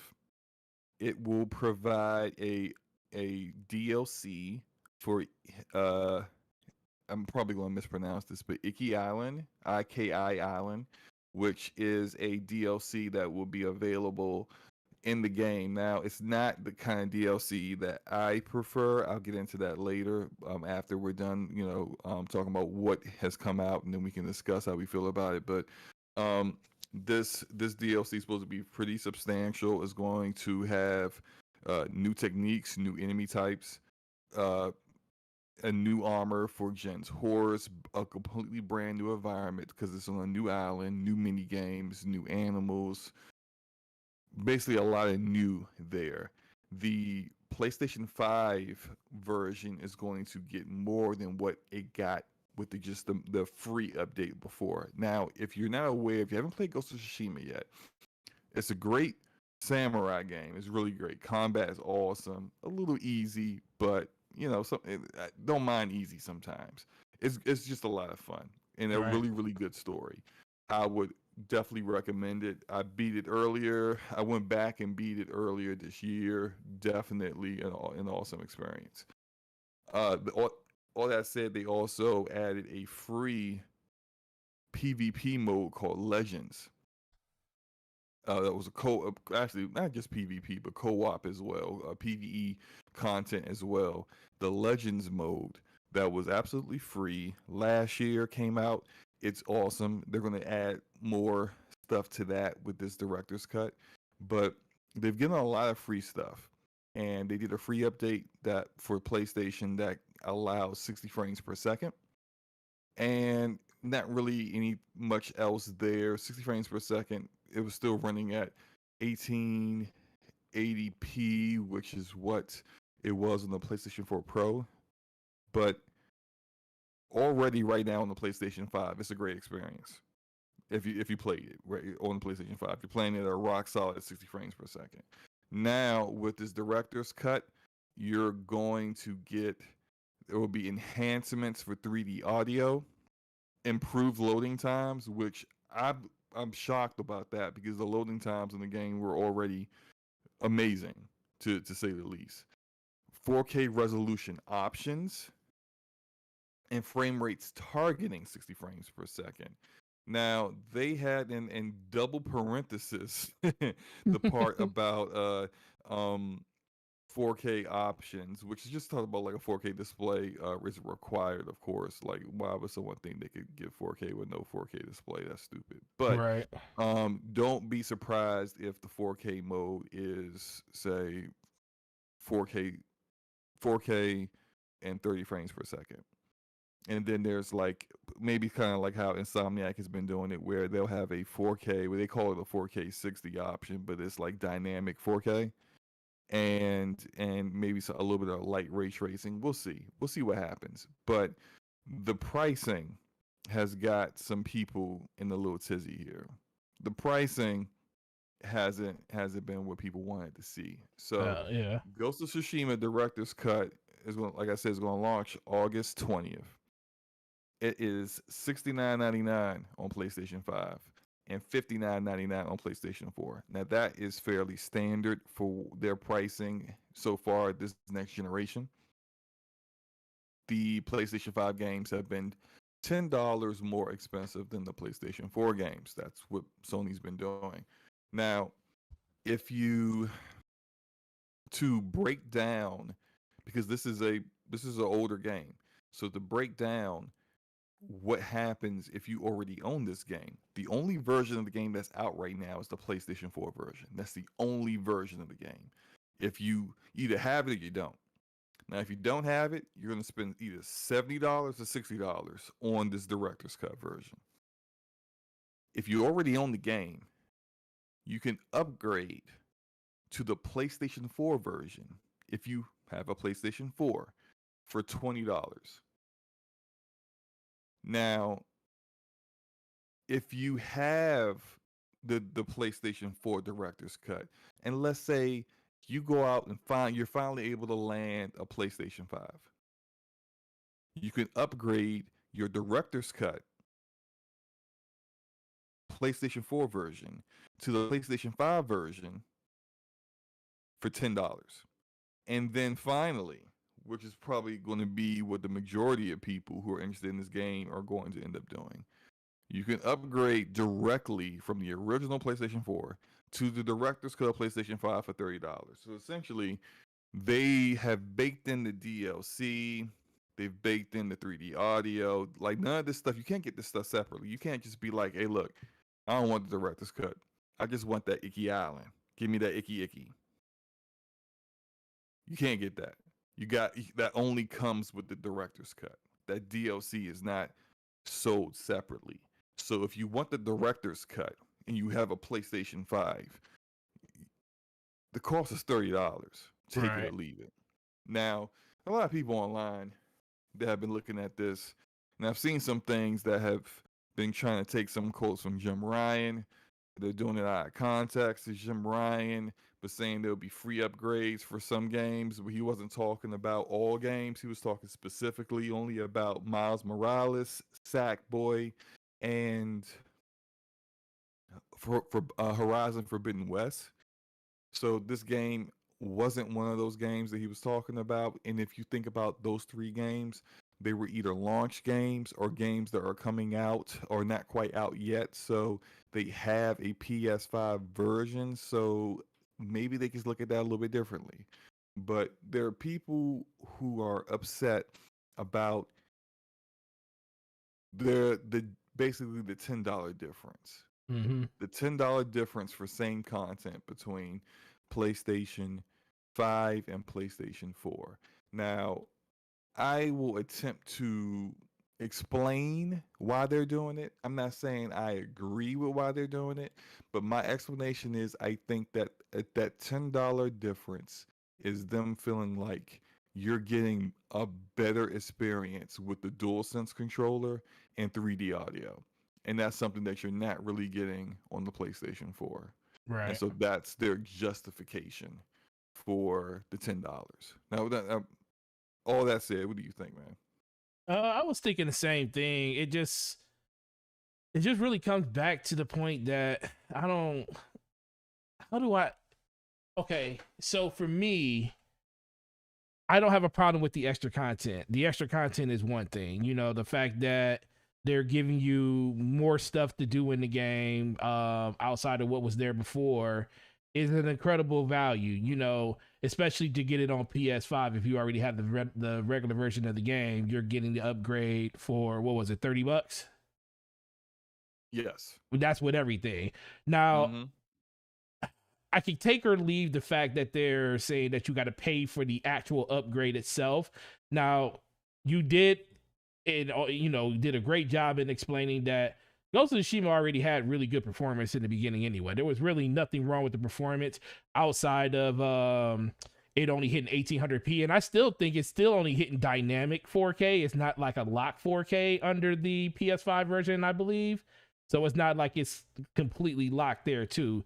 But I just think it's this contrast in what other publishers are doing, and they're kind of trying to hold Sony to that same thing. And, take it or leave it. That's the reason that there's competition. Microsoft is out here giving you updates for free when it comes to the games in general. I mean, even think about, as much as nobody played Highbusters was, a game that you had to pay for unless you got Game Pass, and then you got it included. I think people kind of add those two things together instead of kind of separating them. Let's say you don't have Game Pass. Highbusters, I think it was $20. It might have been $30 for that DLC separately. $30 for a 4-hour experience. For a 4-hour experience. It's a good little mini campaign. Yeah, it is. I enjoyed it. I'm too bad not too many other Xbox gamers are enjoying it, but I thought it was really good. But $30, I mean, I look, price and value is all subjective. It's all relative to the person that is playing it. The person who, like, I don't like fighting games. So Guilty Gear people who are loving Guilty Gear Strive, like, more power to them. You couldn't pay me to play that. So whatever the full price is, like, no, it's not. It could be $5 instead of $60 or $70. I'm not buying it. So it's all relative. Value is all relative. And if Sony charging $10 more for for choosing for place the same game with just 3D audio and DualSense controller differences. If that's really what they justify as $10 more, if the market feels it ain't worth it, the market will let them know. Yes, true. So Very true. now, in regards to the DLC, now this is my opinion on the I $30 for what they're providing. Initially, I was like, this director's cut. I think I'm a cop. Right. I like me some Ghost of Tsushima. I would love to play Legends with people. If I could find people to play Legends with, I'd be playing Legends all the time. But I don't like DLC that is not a continuation. Now, let me explain that. Yeah. The Outer Worlds came out with 2 expansions for the Outer Worlds. Obsidian came out with that. I heard they're very good. Our homie Lord Cognito played them. He loves them. I have yet to play them. And why have I yet to play them? Because I would have to start over again to enjoy those DLCs because there's no continuation on the Outer Worlds after you finish beating the game. My last save is right before I finish the game. I can't go back at that point. I would have to start a whole new game to play these DLCs because they're not continuation on that story. Yeah. Those DLCs don't continue it further. That is similar to what I've seen with other games. I brought it up in regards to the not Arrival, but the Citadel DLC for Mass Effect 3. That came out months after the game came out. If you beat the game before the Citadel DLC was released, you would have to play it. It wouldn't make any to go sense. back. You have to. Yeah, it wouldn't make sense at all. Because the Citadel is destroyed at the end. Spoiler. Sorry. And okay, we got someone saying that's not true, SloMo. Seafood Poetic, please tell me what I'm saying is not true. Like you let me know in the chat. We'll discuss it. Now, I don't like it when it's not a continuation of the story. And that's typically, if I already completed the game, I don't want to have to go play the game over again or have a story that if I can still play it after the game is over, but I could play it during the story as well before I finish the game, then it's not like content story wise that's super important to the narrative at all. If it could be done before I finish the game as well as after, it's just side content. And so that's what I'm not too keen on. Yes, they're giving you a whole different island with different people, different animals, more content, more story. That's cool. And maybe I'll eventually get into it. Seafood West says it gives you the option to start right before the last planet. I think he's talking about the Outer Worlds. And I believe, and if I think I said this correctly, Forte, that my last game save for the Outer Worlds is right before I finished the game. I remember you saying that. Yeah, so I would have to go back, like start over in order to do that. I did not do multiple game saves. I only had one. So maybe that's on me for not doing multiple game saves. But regardless, I like this is the kind of DLC I like to see. Dragon Age Origins had an expansion, had multiple expansions actually, and a lot of them took place after Origins is completed. Dragon Age Awakenings, the I forgot the name of it, but there's another one with Morrigan. I can't remember. I think it's Last Wish. I can't remember what it's called. But these all take place after you complete the game. Final Fantasy VII Remake Intermission has the intermission with Yuffie takes place after you complete Final Fantasy VII Remake.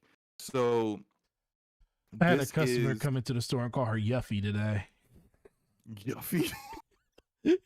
He's like, you just said Yuffie, just broke back memories. He came in, was like, he's like, yeah, is that Final Fantasy DLC for Yuffie? Is that PlayStation 5 only? I couldn't. I tried not to laugh at people. I couldn't stop. He's like, what happened? I said it's Yuffie, not Yuppie. So like Sifu Poetic is saying that they fixed that, and look, that's great if they now have allowed you to be able to not have to start over in order to enjoy their DLC. But again, that also wasn't available at launch, and that's like I might go back and do that, but they kind of missed an opportunity for me when I was ready to go back and go jump back in and do it to actually do that. But thank you, Sifu, for the additional information. But yeah, shout out to you, Sifu. it's still content that takes place during the story, and not content that takes place after the story has ended. Like when I finished the Outer Worlds, I had so many questions about what's going on with Earth. Like what's happening in our home solar system. And for those who finish the game, you know what I'm talking about. Like that's the biggest question I have. I can't wait to see Obsidian explain that in Outer Worlds 2. But when I heard they were doing DLC, I was like, oh man, I might get the answers to my questions. And then it wasn't that. Which I'm not saying it's bad DLC. Yeah. But what I am saying is that it wasn't what I was looking for. And when it comes back to this, it not being what taking place with picking up with Jin after the end of the main story of the game is disappointing for me. Yeah. We got Sifu Poetic X Initiative with the $5 super chat. Thank you, brother. I challenge you to play this DLC. Gaming is changing. Keep it up. Well, he's basically talking to you, SloMo. Maybe I will stream myself going back to it one day. But yes, gaming is changing, and there's a lot of stuff that's coming. That's right. The thing, man. It's new like experiences to play. Yeah. So getting me to come back to something that's old when there's a lot of new stuff that's coming out that I'm into, it's difficult. But we'll see what happens. Yeah, even like Neo Mental said he said shame on him, he needs to beat that game. And it's just crazy when you sit there and you think about it. Valorant says no game has topped the Witcher 3's DLC setup. Witcher 3, I tell people all the time, Witcher 3's DLC is better than the main game. I keep hearing that. It's better than the main game. It's when you get into, it's like mostly because once you get into the systems and your character's pretty leveled at that point, they kind of throw scenarios at you that even the base game don't throw at you, and the DLC just shines. Like it's like the game was built, like the DLC was meant for you once you hit a certain level or plateau in the story, and everything just kind of comes together for you. I think that, and honestly, I think that's the main reason so many people were disheartened by Cyberpunk, because they know what CD Projekt Red is capable of when it comes to making a game. And the last time that they made a game, it was incredible when it comes to that DLC, and kind of dropped the ball after that. But Arodimus says, SloMo, put those knees on it. Well, that makes no sense. He said he basically saying because you're going to play it. He said the bag has been dropped. He dropped $5 telling he challenged you to play the DLC. So put your knees on it. Look, I got enough stuff to play. I'll get to it if I get to it. SloMo probably can't even bend down on his knees because his ankles hurt all the time. Excuse me, sir. Slow your roll on that slander. You want to get to this Phil Spencer interview? Yeah, we can get to that. SoFi Poetic X Initiative with the $5 super chat. So when Halo releases story-based Halo Reach content quarterly, you won't play it? Those will be continuations to the story, Sifu. See, keep up. You want to tell me to keep up? You keep up with what I'm saying. Continuation of the story. That's what I'm talking about. That's what I want to play. That's why I said I'll play Final Fantasy VII Remake Intermission because it's a continuation of the story, Mm, and that's what Halo is going to provide, and not Halo Reach, but Halo Infinite. mm, that's true. Anyway, So so yeah, go ahead. go ahead. Finish what you saying. No, I was going to move on to this Phil Spencer interview Okay, 'cause I know yeah. we're So kind of yeah, crushed for time. yeah, definitely. So appreciate everybody, all the super chats and all the love. Let's get to this Phil Spencer topic. Phil Spencer did a interview with IG. He's been doing a lot of interviews. Slomo, do you think he's still doing too many interviews? Yes, of course. Even though He's doing too many. he's still doing too many of them. People Yeah. zooming in at 300% on his backgrounds to see if he got anything hiding on the shelf. Yeah, I think at this point he knows that. I think he's kind of like trolling. Oh People no, to yeah, see because something he may have back there. the Yeah. drop frames guys literally did it on this. He said, "Hate to do this, Phil. Before we start, we got to check your background." He said, "There's nothing back there." He said, "Some Xbox controllers. Are those new?" I did want to kind of talk about some of the talk that Yeah, let's talk about came out about. I think the biggest thing that came out of that interview were people trying to insinuate that Phil Spencer did not have confidence in Halo Infinite, and that he was trying to say that, oh well, look, whether it's a bad game or not, Halo's not going anywhere. But like, if you look at the interview, and I implore everyone listening to actually look at the interview. He's not saying that he doesn't have confidence and doesn't matter because we're going to keep making Halo games. Like, it's like we don't care about the quality of it or something, or that it's not good. He's not saying that at all. But the question was posed to him, and immediately he was like, he doesn't really like not saying he didn't really like the question, but it doesn't matter because he doesn't like to put pressure on his studios that you have to have a game hit a certain quality in order to keep your lights on, kind of deal. Right. That's not what he's saying. He said that Halo's not going anywhere. Whether this game is the best Halo ever, or whether it's the worst. He didn't quite say that. I'm paraphrasing, but Halo's not going anywhere. 343 isn't going anywhere. The studio isn't changing if this game bombs. Period. So it's that's what he's saying. And people seem to always do this thing where they take the worst headline from some article, from some journalist, whatever, that completely misconstrues what someone says. And it happens on all sides, because we've seen it happen to Jim Ryan. We've seen it happen to Herman Holst, Matt Booty, Phil Spencer, whoever. It always happens.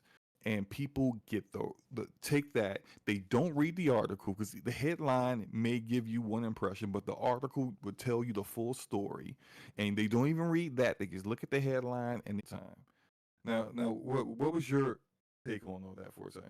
No, I think people basically, in general, that's kind of just the thought process that people always want to take whatever negative thing that they can take out of a conversation and say that's kind of fact. And Phil Spencer, I think he does very well speaking. I think he does very well talking in public. I know a lot of people had issues with a lot of stuff that he said throughout the last generation, things that he promised, things that people thought was something was going to happen. But ultimately, I think he's learned over the course of the last couple of years that he needs to be very, very judicious in the stuff that he says. And that's kind of, and he's very straightforward with that stuff. Now, when they were talking at the Bethesda roundtable, he purposely came out and said people didn't believe us. We could not talk about this stuff, and we said it 50 million different ways. And he literally came out and said that, the thing about Phil Spencer, I think he's too honest for his own good. He likes to be very transparent. He doesn't want to get people's hype levels through the moon for something. He was like, Halo is going to be Halo. We're going to always support Halo. Halo's not going anywhere. But by him saying that, people are going to say, well, why would you say that if you think Halo's going to be amazing? If Halo's going to be amazing, that shouldn't even be a conversation. But I'm thinking like, no, he's just telling you the absolute truth. Halo is not the same Halo that it is 10, 15 years ago. It's completely different now. You know, the same characters are there, but it's a completely different publisher. I mean, different developer now. You know, the developer that works on it now, people didn't had issues with over the course of the last generation, and we basically just came off a terrible reveal of the game on my watch, which was a bad move for us to show that game. So people don't have the confidence that they have in the game. And he's pretty much just kind of sharing that with you guys. He was like, you know, Halo's going to be what it needs to be. I'm confident in Halo, but you know, some people are going to like the direction. Some people are probably going to hate it. And it's going to be people that, but the thing is, like you always say, SloMo, they're trying to build this to, they're trying to build up a new player base for Halo. They're not trying to, you know, usher in the old guard anymore. Like if you're an old guard fan, like I am, like you, like Taz, like everybody in the chat that's listening to this podcast, you're not going anywhere. You're not going anywhere. You're not going anywhere. And if guess what, that if you do go somewhere, he's just letting you know that it's okay. It's fine. You know, Halo is still going to be here whenever you decide to want to come back, when they finally give you something that you want. But it's just another scenario where people just want to always talk down on something when that's actually not the case. It's like Phil Spencer's just being as transparent as Phil Spencer can be. And that's the one thing I enjoy about listening to his interviews. I think he interviews way too much, but when he does speak, people listen, and that's why he does it. Right. So another thing that he talked about was Game Pass, and basically he went after the people that critiqued it, you know, the critics of Game Pass, saying that, yo, how does Game Pass work? Microsoft ain't making no money.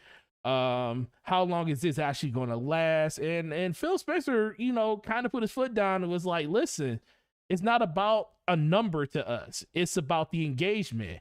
And guess what? Where did we hear that from SloMo before? He said that how many years ago when Game Pass, they talk about it's all about the engagement. You think that when they come out and say 5,000 people, like Gears of War seems to always be the number one thing they talk about, because Gears of War 5 had the worst sales, but it had the highest engagement, and Xbox celebrated the engagement around that game. They said, how can a game have the worst sales in a franchise but have the most engagement of any game in a franchise? And that's because they're not tying it to the success of the sales numbers that people kind of think about.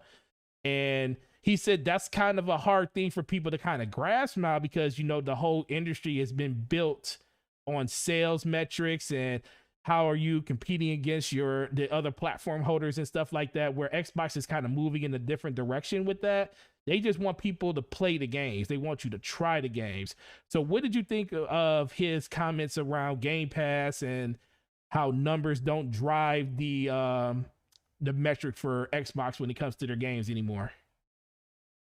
It's basically what he's always been saying, as you said.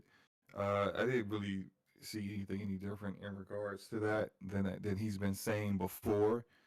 I do think that it's starting to catch hold with people now. They're starting to understand why they are doing things differently than everyone else, which you can disagree with how they are choosing to promote their platform, and how Game Pass is now the platform for them, not just Xbox. Is the foundation of everything is Game Pass. That's fine. But they don't care about sales.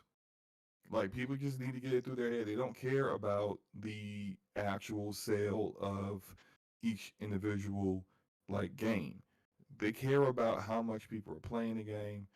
They care about the engagement of that game. They care about how it drives people to Game Pass. That's what they care about. So yeah, look at people saying I'm starting to bot, or I'm starting to sound like Optimus Prime or something. Roll out. I'm a Autobots roll out. Let me step out and step back in real quick. Okay. Yeah. So, chat, let me ask you guys a question. I heard there's a way you could actually do polls inside the live chat. I don't know if that's actually a thing, but that's what I hear. I hear you can do polls in here, and I got to figure out how you can actually do that. But yeah, let me know in the chat. Do you think that Phil Spencer, do you think that he's heading in the right direction with Xbox, or do you think there's a lot of change that still need to be made on the leadership side? If you believe in the direction that Phil Spencer, not saying you got to love Phil Spencer or anything like that, but do you believe in the direction he's going in? Type 1 in the chat for yes. If you feel like Xbox is going in the complete opposite direction of what you want them to go to, particularly when it comes to Halo, type 2 in the chat. Definitely want to see what the breakdown on that is. But Okay, I am back. Hopefully better. Hopefully. Who knows? Did you want to roll into this last topic before we get up out of here? yeah, we can. I see, this is what I'm talking about. So I asked everybody, I was like, what do we think? What do you think the direction Phil is taking Xbox in? One for the right direction, or two, definitely needs some leadership changes and stuff. Because cause a lot of people out here tell me that Phil Spencer ain't doing what he needs to do when it comes to Xbox and leading in the right direction. And I only see 1-2 up there, and I think that guy Smitty is up here just trolling right now. So, but he said slow-mo is the same. But All right. Well, I mean, oh yeah, there you are. Yeah. What Jesus. happened? No, you just got real loud for a second. So, all right. Yeah, I may have sorted things out. I don't know. No, you're we'll good. Let's get into this this final topic. Mid-year review, Xbox, PlayStation, and Nintendo. Haven't heard anybody really talking about this. It's July 1st, so we're 7 months in, well, just 6 months in fully to a new generation of this year. COVID restrictions are starting to light up all over the country and stuff. So we're starting to see more product in stores when it comes to like games and accessories. No PlayStation 4 controllers. You still can't find those. Those are unicorns. And we still don't see these systems in store as of now. Xbox did release systems a couple of weeks ago in certain select retailers during during E3 week. So we're starting to see the world come back alive. So slow-mo, we'll break this up into 3 questions because it'll be easier to do this way. First question is, what do you think, what is the most impressive thing you have seen in the gaming industry during the first 6 months of this year? Man, that's a hard question. The most impressive thing? Most impressive. What impressed you the most so far? It could be a game. It could be a platform doing something that you never thought they would do. It could just be the direction of one of your favorite publishers. What is something that stood out to you? You know what? This is going to sound really pessimistic, and I know everyone that we know is going to be like, "See, this is typical slow-mo. He don't like anything." I really haven't been too impressed. Oh my God, you're right. I really have not been too impressed with it. I like things. Okay. But am I like, oh man, I can't wait. This is great. Like, no, that I got zero of that. Zero enthusiasm for that kind of like feeling. So nah, nothing really. Nintendo has disappointed me, as usual. Sony has put out some good games. Ratchet and Clank Rift Apart has been really good. Returnal, I didn't get a chance to enjoy that too much due to the bugs and me not trying to rage quit over a ruin run, so I need to get back to that.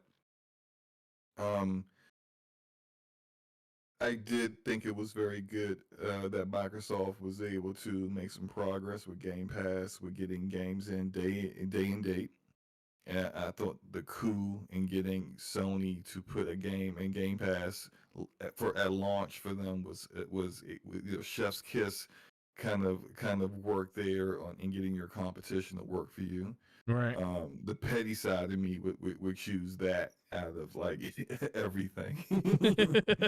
But no, I'm really like I would say that, but like I haven't really been too impressed with everything that has come out. Like I did do a tweet earlier this week about my top 5 games of this year so far, and Scarlet Nexus tops the list. Okay. With number 2, I believe, was Mass Effect Legendary Edition, of course. Yes. Number 3 was I don't remember what number 3 was, but I do know number 4 was Split Gate Outriders, Arena Warfare. No, number 3 is not Outriders. Not at all. Destiny 2. No, they're definitely not that either. And number 5 is Persona 5 Strikers. I need So to play that. yeah, yeah. I've been playing a lot of games as usual. Not beating as many games as I used to beat, but trying to enjoy the games that I play a little bit more than I did last year. I beat 41 games last year. I'm trying to take a different approach this year. So yeah, I just most impressed. Nah, nothing has really impressed me. If I did a mid-year review of like all three of the major platforms for for Nintendo, I would say a D, because I understand that for the Nintendo gamer, they have provided content that they love, but for me, I haven't seen anything that would move me to getting another Nintendo Switch. Okay. And then you have all the rumors of your Switch Pro out there, and you just refuse to address them. We know it's coming. Like, Yeah. who are you fooling? Uh, PlayStation B. Okay. I've got games that I play on PlayStation. There's a reason to have the platform. There's a reason I'm enjoying the platform. And Xbox, I'm gonna go with a C. Okay. They got me to get a Series S. Now you gotta take Xbox as an ecosystem instead of just, because that's how they view things. That's their approach. That's what they are trying to impart to the gamer. That's what they want to accomplish. I'm gonna take that. I'm gonna take account of what they want me, how they want me to view their platform, and then impress how it like works for me personally. Right. I know that because I game on PC, they feel like, well, I'm still a part of the ecosystem. But me being on PC, I'm gonna tell you right now. Ask me how many games I have installed with the Microsoft Store right now. Oh, none. None. I don't have any. I have the Master Chief Collection installed, but it's installed through Steam. That's how I feel about the Microsoft Store. Is that where you bought your Origin Premiere, your Pro, through Steam, or did you I know subscribe through EA? I don't have Premiere Pro. Oh, you just got regular Pro. What do you mean? Did, You mean you mean EA yeah, substance? Oh EA's. no, I got that through Origin. You I got got yeah, that because I with know Origin. you could get it through Steam now. Yeah, right. And look, the Microsoft Store slash Xbox app is just, it's gotten better. It's gotten definitely It's better. it's still not there yet. It is not there yet. M- Master Chief Collection, all the issues that people have with it on PC, it comes from that version. On Steam, no problems whatsoever. And Right. so, they need to work on that. They haven't, although they landed Outriders. I didn't have an Xbox when they landed Outriders, and it only came on Xbox Game Pass. PC Game Pass needs some love. And I know they're kind of working on that. I really feel like the main issue with that is that because the Microsoft Store has been so bad that third-party developers haven't been putting their games on the store. Therefore, the draw of putting their games at the Game Pass isn't possible because you don't have the game in the store. Right. Uh, yeah, and I just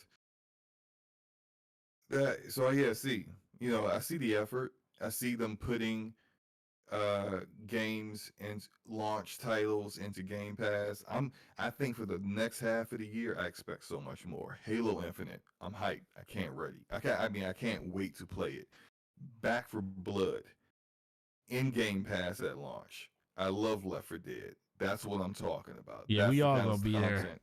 Yeah, 12 minutes. I've been waiting for that game for years. Years. Launched in Game Pass. This is what I'm talking about. Thank you. You're providing content. You remember maybe like maybe about sometime last year, Mm-hmm. I was saying about once my $1 sub was up, Oh, you was gonna cancel it. yeah, I was going to cancel it because I was like, I see no reason to keep it. Right. Now I see reasons to keep it. Now, like starting next month, I will be on the $15 a month. Now I got no problem keeping it because for the rest of the year, they got games coming in that I want to play. Right. So, yeah, yeah. I guys, so in the chat, people are saying I sound like a robot, and What the shout out to Godzilla, the $5 super chat. SloMo with a beefy PC, but can't afford a decent mic. Just kidding. I came in late to the show. Much love, y'all. I don't know what's going on. I think it might be. I don't know. I might need to restart my computer or yeah, SloMo. reboot my router. Like it's been a lot going on tonight. I've had power outages, tornadoes. It could be anything at this point. Nature has not wanted me to be on this podcast tonight. So and he survived for you guys. Oh, shout out to After His Passion with the $10 super chat. The master race is failing on the mic today. and look, my mic is an AT2020 Audio Technica. My mic is fine. Well, at least it should be. I'll do some testing after this to make sure. Yeah, next week we're good to go. Maybe we'll do a private stream, just you and me, and listen to it back. When we gonna do this Buck Snacks? Buck Snacks, Jesus Christ! We never doing Buck Snacks. When are we gonna finish out? Okay, we let's do this now. Oh, let me say my thing about the mid-year. So I'm gonna be short about it because got to get up out of here. But I think it's been a great year so far for gamers. People, the only thing that sucks to me is the fact that people are still struggling to get these consoles. That's the only negative and downside, especially being a person that sells these consoles inside of the industry to people that want them. It as much as I get tired of telling people you can only get it online, it's just disheartening to know that there's so many people that want to get these systems, but yet there is still a lack of understanding on how we can get these systems into the hands of people that want them versus, bots and scalpers and stuff getting their hands on them. So if anything, if I gave them anything of a negative grade on this, it would just be for that one part of it. I think a lot of stuff has definitely been very much put on hold throughout this year for the fact that, a lot of people are still working at home for the most part of it. Like I said, when I started this conversation, things are starting to open back up as of now. So I think as of right now, the gloves start to come off. I want to be dazzled for the rest of this generation. I want the rest of this year to turn out to be something remarkable compared to what we got at the beginning of it. Not to say the beginning of the year wasn't pretty good, because Sony definitely, served us our gaming needs as much as they could when it comes to the games they did release. They did release 3 first-party titles ever since actually more than that, 4 over the course of the PlayStation 5's lifespan so far. We just don't know what's the next thing going to be.